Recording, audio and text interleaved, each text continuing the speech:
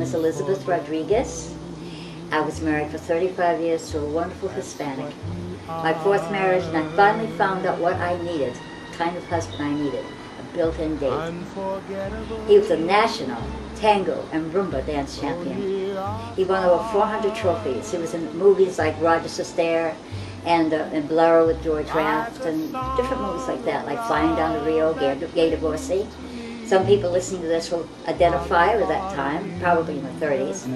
Anyway, he was great.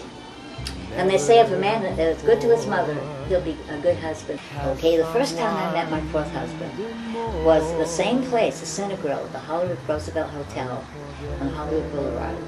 And he didn't have a chance to dance with me because his dance card was full. And can you imagine, women used to line up to get a dance with him. That's how great he was. Amazing. So he didn't have a chance to, really impress me. So another year later, same place, Cine Grill on Hollywood Boulevard. Wow. Some gal that we both knew they introduced me to.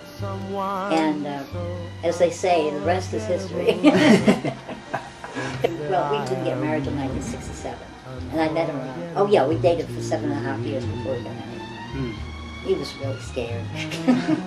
If he'd known I'd been married 3 times before, he would never probably have taken the leap. But he had a daughter by our first marriage, and she kept saying, "Dad, if you don't marry Betty, you're crazy," which I thought was really sweet. But oh yeah, well that was my husband and myself in Mexico. Isn't he cute? He actually, I love that hat he was wearing too. I can't remember whether it was the Puerto Vallarta or some other place, but anyway, that was us in Mexico at a fiesta. Went to a lot of fiestas. I fell in love with the tango. Yeah. And then when I came out here, of all the strange things that happened, clear across the country, I met a tango champion. Isn't that amazing? Jimmy Rodriguez. Jimmy Rodriguez. And that was my first experience wanting to marry somebody who had cold feet. Because any man that I'd known before that point wanted to marry me, In fact, a couple of them out here wanted desperately to marry me. And that sounds silly to say desperately, but the first, I met one person, and the night I met him, he stuck his head out of the car window and said, "I want to marry you." The first night I met him. He said, "I never date anyone except a Swede, someone who's Swedish or German." Like blondes, obviously. Yeah. And then he said later, "I'm going to stick around till everybody else is gone." Big mistake, because nobody ever left. When I was 32, I had the best pin-up pictures I ever had, and you know that because you've seen them. Actually, I've hit the big old 80. On the outside, I don't think I look like that old. But on the inside, I'm still only 30.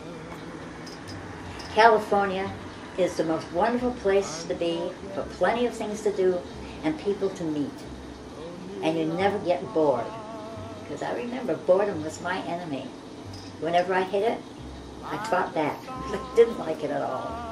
I just wanted a life that was full of excitement, and I got it. This picture, he belonged to the Playboy Club before we got married. And if you saw my couch, you'd know that that is right here. I took this picture.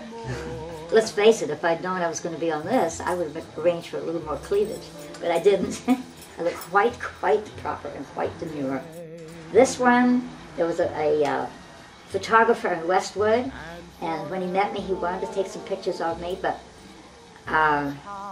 what we did was, instead of him paying me, I gave him the rights to the pictures so he could do whatever he wanted with them, but it's in exchange for all the prints I wanted.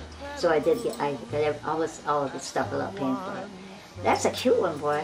Yes, it is. Yes, indeed. Any last words for any aspiring entertainers, directors, dancers, actors, actresses? I would say follow your dream. Don't let anybody take it away from you. You do as much as you can do without it being detrimental to yourself. But just try. Don't get too frustrated. Just find something that you can make a living with so you can pay your bills. But otherwise, just keep right at it. And if you find any good contacts, go with it. But you need to have as much knowledge and experience, of course, but knowledge as you possibly can on the skills that you're working on. Because the competition is fierce. All right. We're signing out. Yeah. Over and out. Over and out. That's a wrap. That's a wrap. In every way, and forevermore, that's how you stay. That's why, darling, it's incredible that someone so unforgettable thinks that I am unforgettable too.